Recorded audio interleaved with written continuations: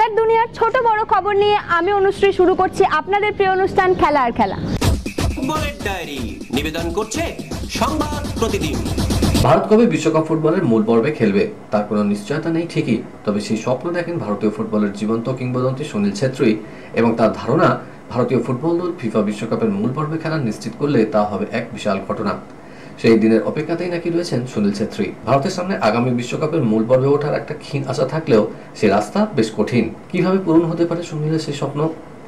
আগামী বিশ্বকাপের মূল পর্বে এশিয়া থেকে 8টি দল সরাসরি মূল পর্বে উঠবে এবং আরও একটি দল উঠতে পারে বা নাও পারে। সেজন্য এশীয় বাছাই পর্বের দ্বিতীয় রাউন্ডে মোট 36টি দলকে 9টি গ্রুপে ভাগ করা হবে। প্রতি গ্রুপে থাকবে 4টে দল, যেমন এ গ্রুপে আছে কাতার, কুয়েত, ভারত এবং আফগানিস্তান। প্রতি দল হোম অ্যান্ড অ্যাওয়ে পদ্ধতিতে 6টি করে ম্যাচ খেলার পর প্রতি গ্রুপের সেরা 2টি দল পৌঁছাবে তৃতীয় রাউন্ডে, অর্থাৎ 9টি গ্রুপের 2টি করে দল, মোট 18টি দল উঠবে তৃতীয় রাউন্ডে। তৃতীয় রাউন্ডে 18টি দলকে 3টি গ্রুপে ভাগ করে অর্থাৎ 6টি করে দল থাকবে প্রতি গ্রুপে। এখানেও হোম অ্যান্ড অ্যাওয়ে পদ্ধতিতে প্রতি দলকে মোট 10টি করে ম্যাচ খেলতে হবে দ্বিতীয় রাউন্ডের চেয়ে অপেক্ষাকৃত কঠিন প্রতিদ্বন্দ্বীদের বিরুদ্ধে। এই 3 গ্রুপের সেরা 2টি করে দল অর্থাৎ মোট 6টি দল 2026 বিশ্বকাপের মূল পর্বে খেলার যোগ্যতা অর্জন করবে সরাসরি। চতুর্থ রাউন্ডে ওঠা 6টি দলকে 2টি গ্রুপে ভাগ করা হবে, প্রতি গ্রুপে থাকবে 3টি করে দল। এই রাউন্ডে প্রতিটি দলকে বাকি 2 প্রতিপক্ষের বিরুদ্ধে একবার করে খেলতে হবে নিরপেক্ষ ভেন্যুতে। 2 গ্রুপের 1 নম্বর দলগুলো বিশ্বকাপের মূল পর্বে খেলার ছাড়পত্র পাবে, অর্থাৎ এখানেই 8টি এশীয় দলের জায়গা পরিপূর্ণ হয়ে যাবে। কিন্তু এর পরেও পড়ে থাকবে আরও একটা স্থান, সেজন্য আবার পঞ্চম রাউন্ডে খেলতে হবে চতুর্থ রাউন্ডের 2 গ্রুপের রানার্স আপ দলগুলোকে।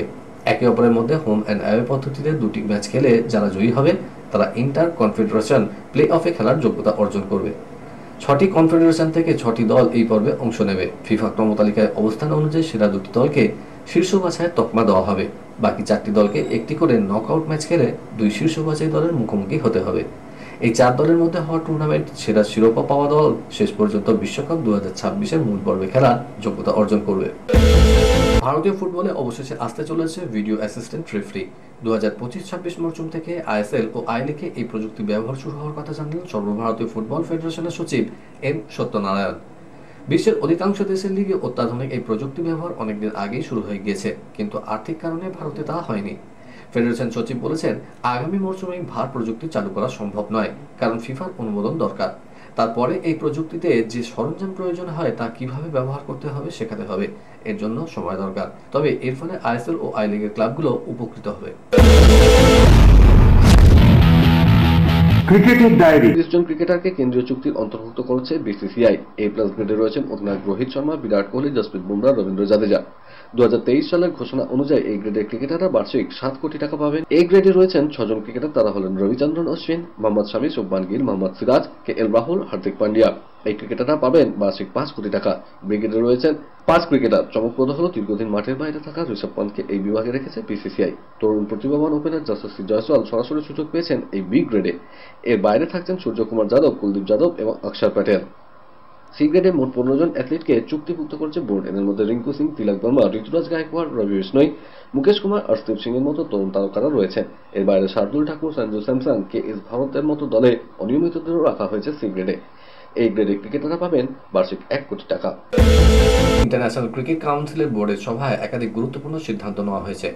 আহমেদাবাদের বৈঠকে ক্রিকেটের গতিবৃদ্ধি, শ্রীলঙ্কার শাস্তি বলবৎ রাখার সঙ্গে মহিলাদের ক্রিকেটকে স্বচ্ছ রাখতে একটি গুরুত্বপূর্ণ সিদ্ধান্ত নেওয়া হয়েছে। হরমনপ্রীত কৌর স্মৃতি মান্ধানাদের অধিকার এবং নিরাপত্তাকে গুরুত্ব দেওয়া হয়েছে নতুন সিদ্ধান্তে। আইসিসির নতুন সিদ্ধান্তের ফলে কোনো পুরুষের পক্ষে নির্দিষ্ট বয়সের পর লিঙ্গ পরিবর্তন করে মহিলাদের আন্তর্জাতিক ক্রিকেটে খেলা সম্ভব হবে না। বেশ কিছুদিন ধরেই আলোচনা এবং বিভিন্ন পক্ষের মতামতের ভিত্তিতে নতুন সিদ্ধান্ত গ্রহণ করা হয়েছে। বয়সন্ধিকালে পৌঁছে যাওয়ার পর কোনো পুরুষের লিঙ্গ পরিবর্তন সংক্রান্ত চিকিৎসা বা অস্ত্রোপচারকে মান্যতা দেবে না আইসিসি। এখন থেকে পুরুষ এবং মহিলা ক্রিকেটে আইসিসির আম্পায়াররা সমান ম্যাচ ফি পাবেন। 2024 সাল থেকে মহিলাদের সিরিজেও একজন করে নিরপেক্ষ আম্পায়ার রাখার সিদ্ধান্ত নিয়েছে আইসিসির বোর্ড সদস্যরা। ওয়েস্ট ইন্ডিজ ও আমেরিকার মাটিতে বসতে চলেছে টি-20 বিশ্বকাপের আসর। ইতিমধ্যেই প্রতিযোগিতার সূচি ঘোষণা হয়ে গিয়েছে এবং প্রতিযোগিতার সবথেকে হাই ভোল্টেজ ভারত বনাম পাকিস্তান ম্যাচ নিয়ে এখন থেকেই উন্মাদনা তুঙ্গে। আগামী 9 June Nassau county international cricket স্টেডিয়ামের 22 গজে মুখোমুখি হবেন বিরাট কোহলি, শাহিন শাহ আফ্রিদিরা। অন্য ক্রিকেট প্রেমীদের মতো ক্রিস গেইলও মাদার অফ অল ব্যাটল নিয়ে মজে রয়েছেন।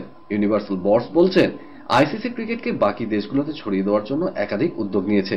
এর মধ্যে সবচেয়ে উল্লেখযোগ্য হল ওয়েস্ট ইন্ডিজের পাশাপাশি আমেরিকার মাটিতে টি-20 বিশ্বকাপ আয়োজন হতে চলা।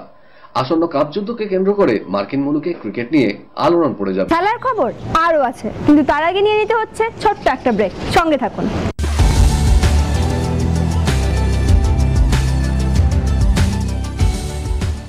কেআরকে নিউজ মিডিয়া প্রযোজিত সাপ্তাহিক বিনোদনমূলক অনুষ্ঠান বিনোদন.com দেখুন প্রতি শনিবার ঠিক রাত 10:15 আপনাদের প্রিয় চ্যানেল ভিশনে।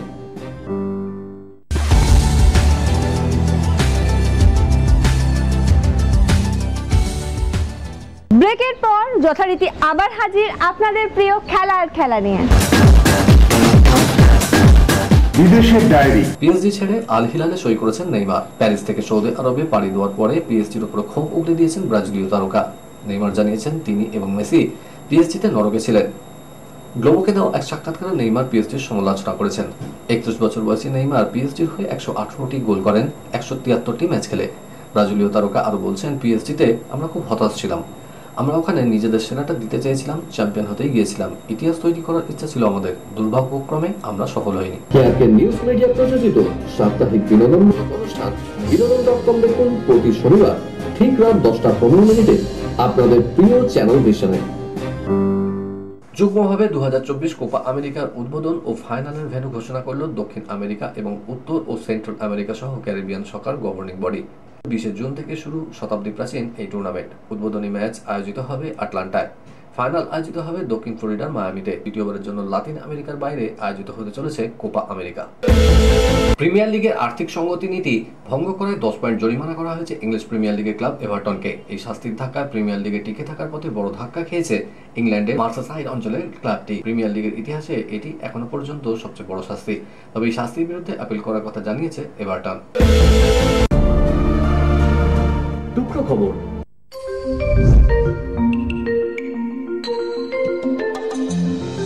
এশিয়ান গেমসে ইকুয়েস্ট্রিয়ান ইভেন্টে সোনা জিতে শৈশবের ছড়াটাকে যেন জীবন্ত করে তুলেছিলেন বালিগঞ্জের অনুষ আগরওয়াল। মাত্র 4 বছর বয়সে টালিগঞ্জ ক্লাবে তাকে প্রথমবার ঘোড়ার পিঠে চড়িয়েছিলেন বাবা গৌতম আগরওয়াল। ব্যাস, তখন থেকেই হর্স রাইডিং এ প্রেমে পড়ে যাওয়া। আর পিছনে ফিরে তাকাতে হয়নি। সদ্য সমাপ্ত এশিয়াডের দলগত ইভেন্টে সোনা জেতার পাশাপাশি ব্যক্তিগত ড্রেসেজেও ভারতকে প্রথমবার ব্রোঞ্জ এনে দিয়েছেন তিনি। দেশের নাম উজ্জ্বল করে শহরে ফেরার পর তাকে বাইপাসের ধারে এক হোটেলে সংবর্ধিত করা হয়েছে। সেখানেই এক সাক্ষাৎকারে অনুষ বলছেন, সত্যি বলতে কি এতটা আশা করিনি।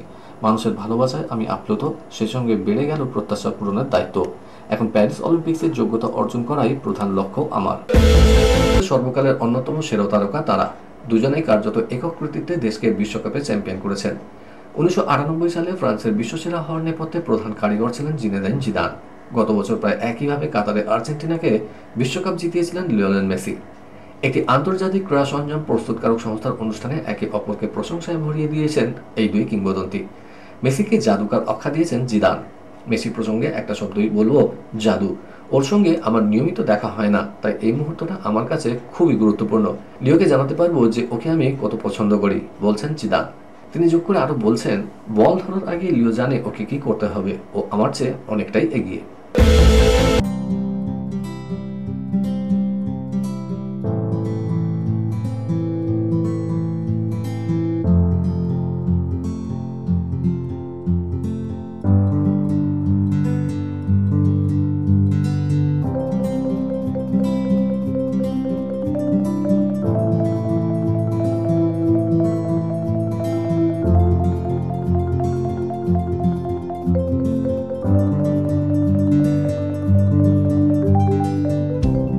চোটের জন্য আগে এশিয়ান গেমস থেকে ছিটকে গিয়েছিলেন, আর এবার হিমা দাসের জন্য আরো বড় ধাক্কা এলো। জাতীয় ডোপ বিরোধী সংস্থার প্রাথমিক নির্বাচনের দায় পড়লেন এই তারকা স্প্রিন্টার।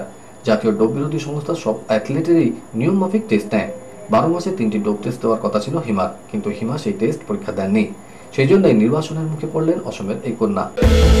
সদ্য আলোড়ন ফেলেছেন নেইমার। পিএসজি থেকে আল হিলালে যোগ দিয়েছেন। 2 বছরের চুক্তির পরিমাণ প্রায় $98 মিলিয়ন, ভারতীয় মুদ্রায় প্রায় 813 কোটি টাকা। বার্সেলোনা থেকে পিএসজিতে এসেছিলেন $222 মিলিয়ন 5 বছরের রেকর্ড চুক্তিতে।